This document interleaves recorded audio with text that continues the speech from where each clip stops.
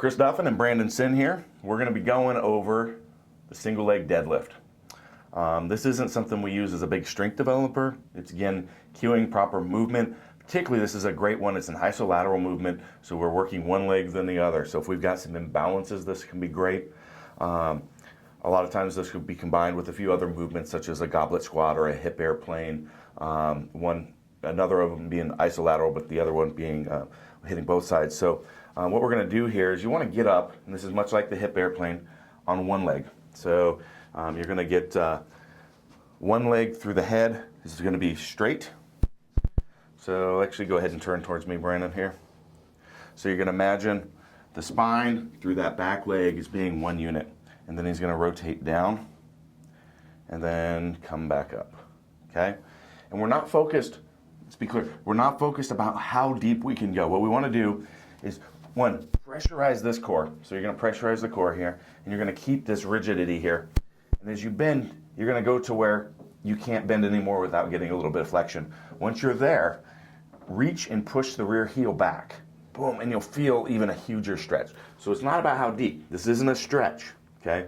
And then from there, then you're going to fire through. There'll be a slight bend in this lower knee. Boom, boom, boom, boom. And then you're going to pick up and grab a kettlebell. There's schools of thoughts, this hand, that hand. We just use both hands. Seems to work for the needs that we've got.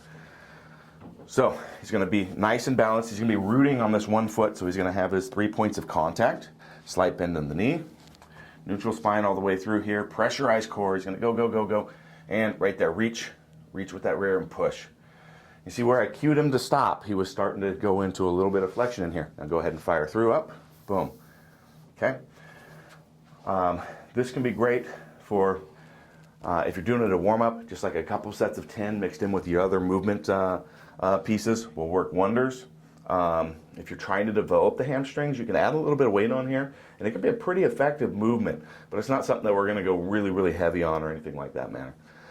Brandon, do you have anything to add on this one? One thing I found really effective, because chances are if you've never done any single leg work, this is going to be really challenging. Supporting yourself on a dumbbell rack can be helpful, but really what we're trying to get is full hip flexion in that.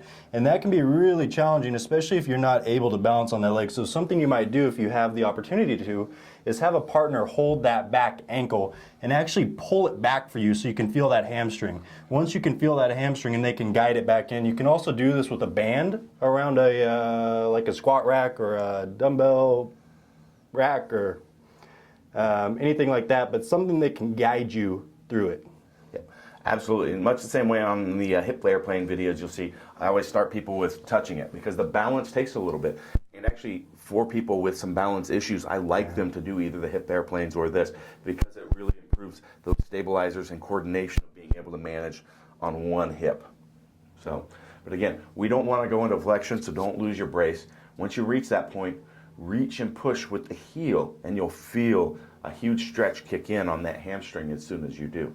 Then you're going to fire through and back up. Yeah, definitely if you're not feeling it in the hamstring, then you probably need to spend a little more time on it till you get that. Agreed. All right, there you go. Single leg deadlift.